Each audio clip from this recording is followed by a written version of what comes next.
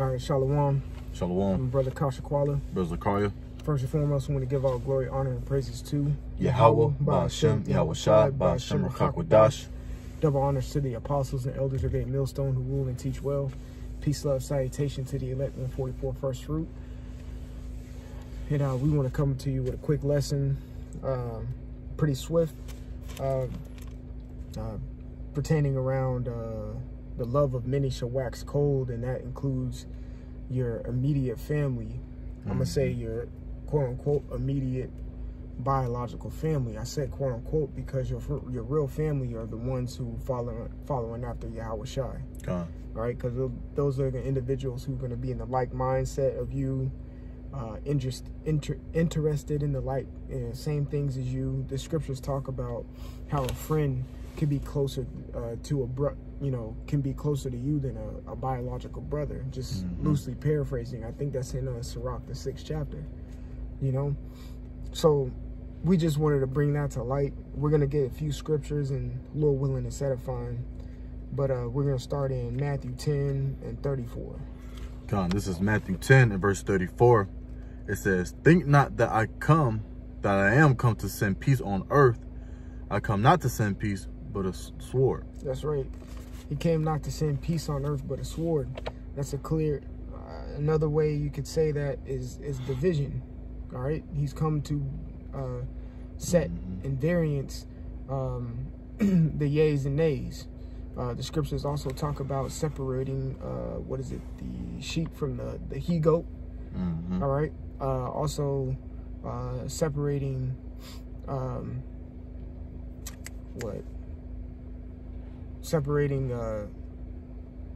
pretty much, let me say, it slipped my mind, but separating the harvest, you could say. All right, there's the cream of the crop, and then there's the degenerates that the Lord doesn't want. All right, well, you keep going, bro.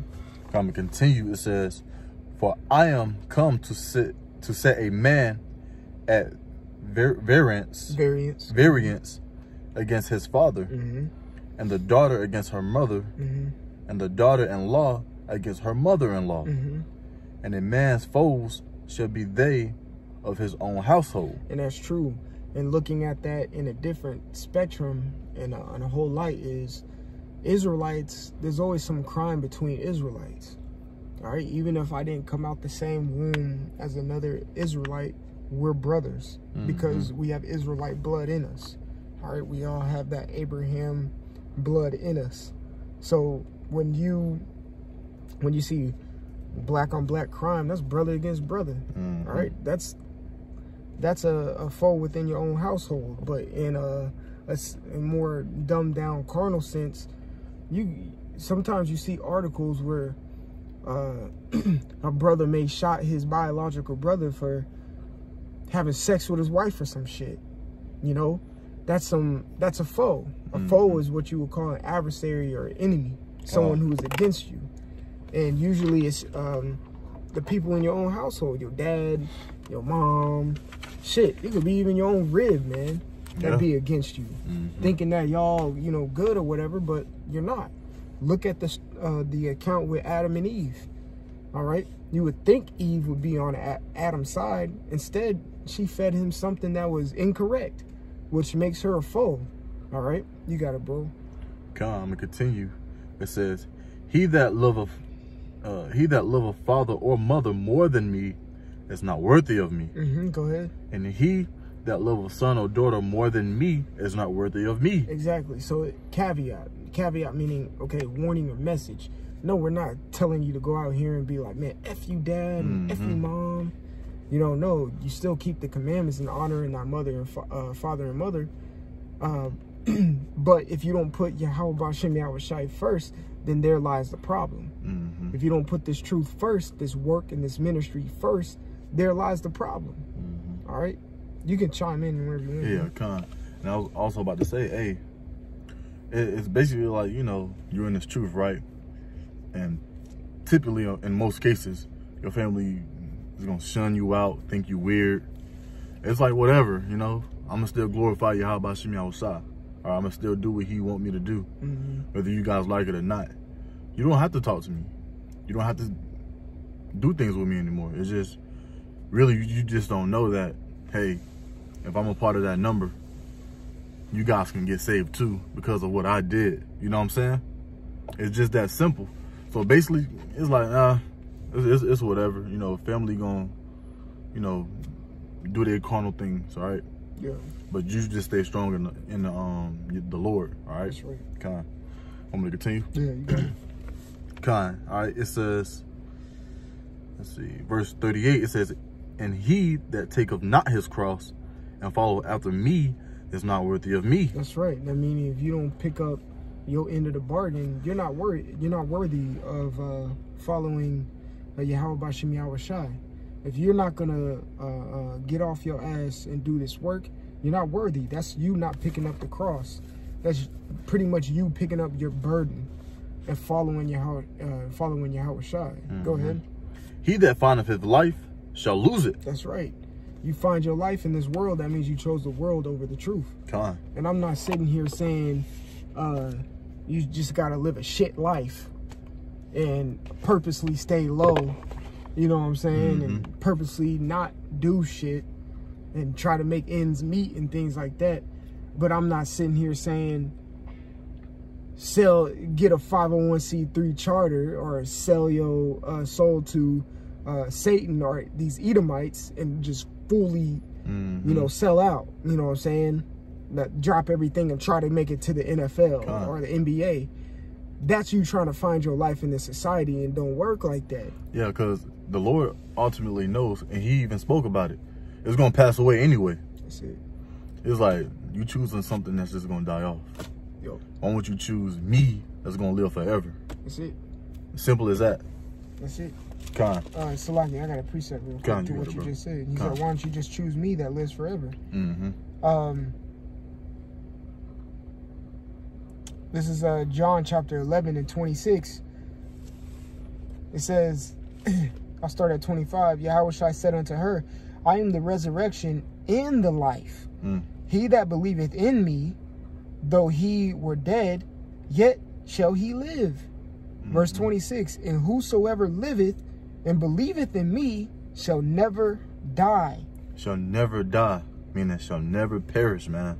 Okay? Who wouldn't want that, man? Okay? The Lord's like, yo, you putting your trust and your all and your love into this world. Don't you know I'm going to send my son to come in that shit, like destroy it? Choose me. I want to give you abundance of everything. I want to give you life. And that's ultimately what Yahweh Shem Yahushua wants. All right? Eternal life, man. Eternal righteousness.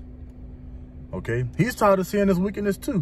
What it said in Genesis the 2nd chapter, just roughly paraphrasing it. Daniel almost repented him of making man. Like, I was like, why did I do this?